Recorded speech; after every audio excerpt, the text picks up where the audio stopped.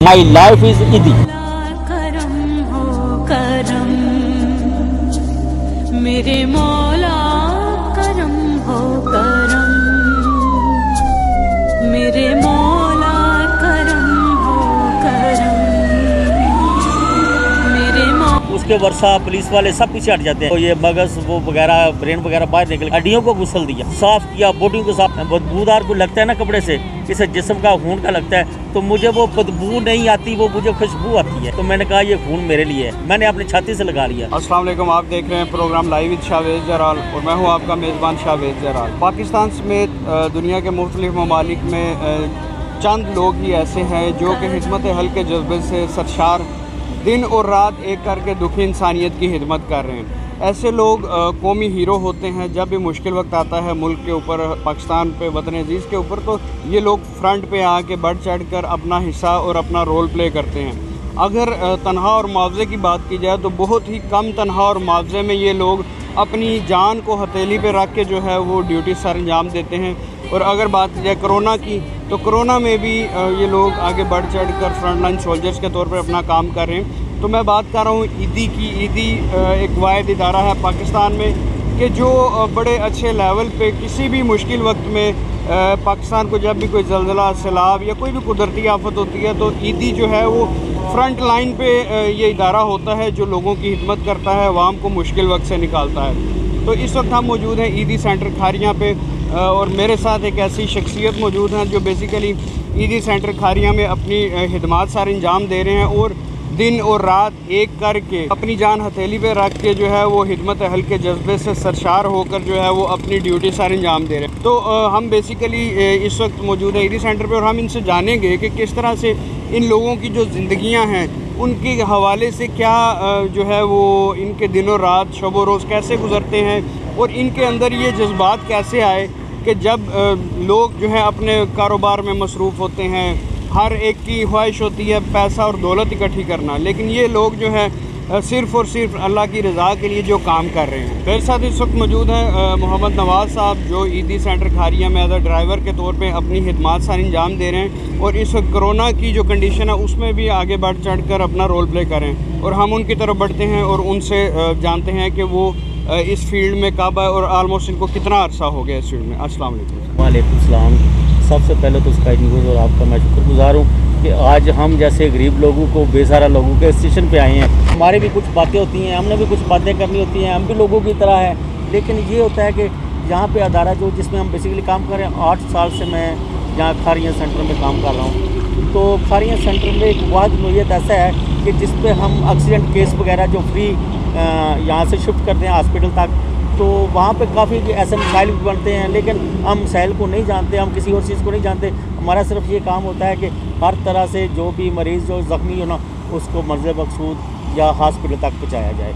Number एक। दूसरा बात आ गई, आजकल जो कोरोना का मसला चला हुआ है, तो आप बाखूबी ये जानते हैं कि हमारे जो फैसल साहब हैं उनको भी कोरोना हो गया।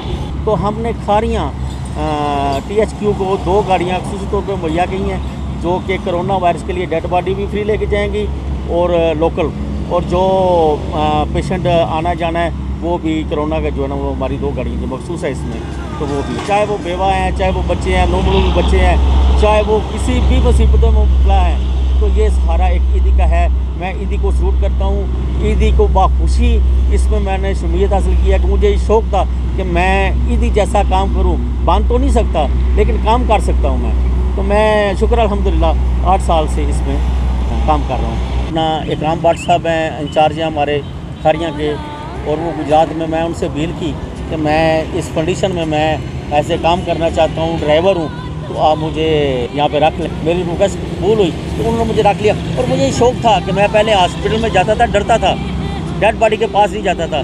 अब वही डेड बॉडी है, कटे हुए हैं, सड़े हुए हैं, जले हुए हैं, बदबूदार हैं, जो भी है, तो हम बड़े शौक़ से उठाते हैं। और जितना यकीन कर लें कि सुकून हम लोगों को जब हम नए से डेड बॉडी उतारते हैं ना, उसके वर्षा पुलिस वाले सब पीछे हट जाते हैं। एक बाद अदारा ईदी का होता है, तो जो वहाँ से वो वाला डेड बॉडी जो उठा के हम बाहर लाते हैं, तो यकीन कर लो कि हम लोगों को बहुत खुशी होती है इसमें। और जो भी रफ़ाई काम आते हैं उसमें ये चाहते हैं कि सबसे पहले आगे ईदी हो। यहाँ पे एक मैं वाक़या आपको बता दूँ, खारियाँ शहर में 18 साल बच्चा है, वो ट्रेले की जरूरत में आ गया और उसका सारा जिस्म बराबर हो गया है।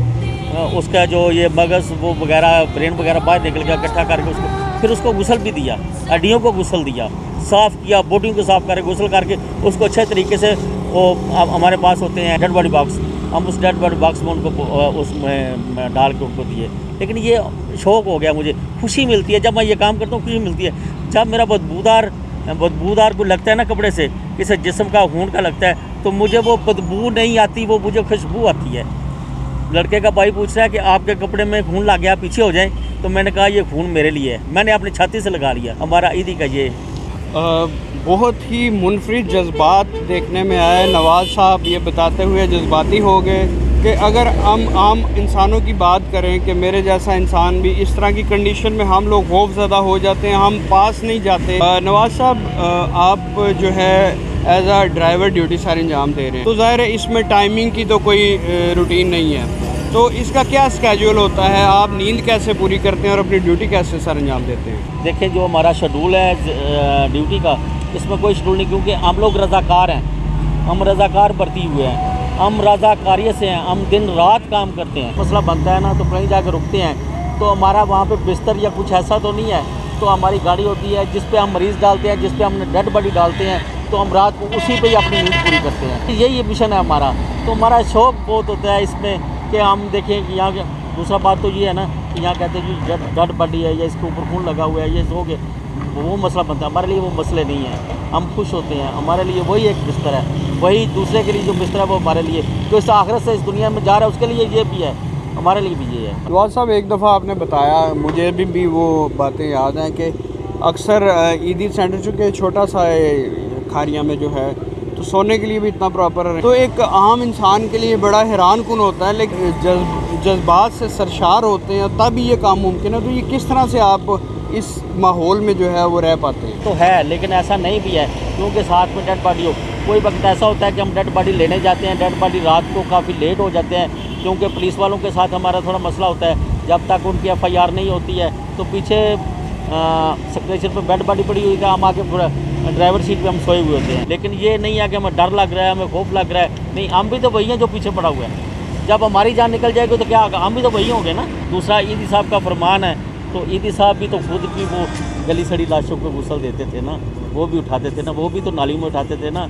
तो हम कहते हैं काश हम उनके नाखून जैसे बन जाएँ, ईदी साहब के नाखून जैसे बन जाए।